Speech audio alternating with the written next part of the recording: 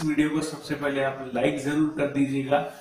और अगर आपने हमारे चैनल को सब्सक्राइब नहीं किया है तो हमारे चैनल को जरूर सब्सक्राइब कर दीजिएगा, क्योंकि हम इसी तरह के इनोवेटिव आइडिया लाते रहते हैं।